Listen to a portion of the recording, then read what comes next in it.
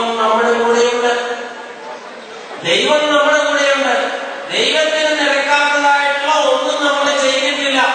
അങ്ങനെയെങ്കിൽ മക്കള് നമ്മളെ ഉപേക്ഷിച്ചാലും ദൈവം നമ്മോട് കൂടെയുണ്ടെന്നുള്ള ചിന്തയോടുകൂടി എന്തായാലും നമ്മൾ ജീവിതം അവസാനിപ്പിച്ച് പിതാവിന്റെ സന്നിധിയിലേക്ക് പോകാൻ തീരുമാനിച്ചിരിക്കുകയല്ലേ.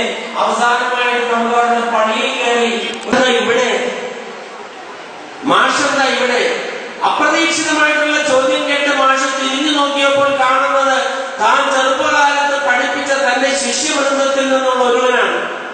അങ്ങനെ അവന്റെ അടുത്ത് ഈ വേദനകളെല്ലാം പങ്കുവെച്ചു. അവന്റെ അടുത്ത് ഇവർ പങ്കുവെച്ചു കഴിഞ്ഞപ്പോൾ ഈ യുവാവ് ഈ യുവതിയും പറഞ്ഞു, ഞങ്ങൾക്ക് സന്തോഷമായി. വീട്ടിൽ നിന്ന് ഇറക്കി വിട്ടതല്ല സന്തോഷമായി എന്ന് പറഞ്ഞത്, ഇവരുടെ അടുത്ത് വന്ന് പെട്ടി കിട്ടിയത് സന്തോഷമായി എന്ന്. എന്നിട്ട് പറയാണ്, ഞങ്ങളുടെ വീട്ടിലേക്ക് നമുക്ക് പോകാം, നമുക്ക് ഒരുമിച്ച് അവിടെ താമസിക്കാം.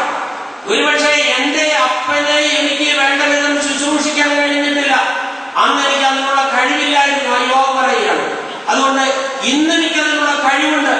നിങ്ങളെ രണ്ടുപേരെയും ഞങ്ങളുടെ അപ്പനായിട്ട് ഞങ്ങളുടെ അമ്മയായിട്ട് ഞങ്ങൾ സ്വീകരിക്കുന്നു എന്ന് പറഞ്ഞുകൊണ്ട് ആ മാതാപിതാക്കളെ കെട്ടിപ്പിടിച്ച് ആ കുഞ്ഞുങ്ങളെ കൊണ്ടുപോകുമ്പോൾ പ്രിയമുള്ളവരെ, ഇഴ ചേർത്തുകൊണ്ട്, ഇണക്കി ചേർത്തുകൊണ്ട്, വിളക്കി ചേർത്തുകൊണ്ട് മനുഷ്യബന്ധങ്ങൾ എവിടെ കൂടി യോജിക്കുന്നുവോ അവിടെയാണ് യഥാർത്ഥത്തിൽ ക്രിസ്തുവിനെ കണ്ടുമുട്ടുകയും ക്രിസ്തുവിനെ കണ്ടുമുട്ടുക ഒരു അനുഭവമായിട്ട് മാറുകയും ആ അനുഭവം ഒരു പ്രഘോഷണമായിട്ട് മാറുകയും അത് ജീവിത സാക്ഷ്യമായിട്ട് മാറുകയും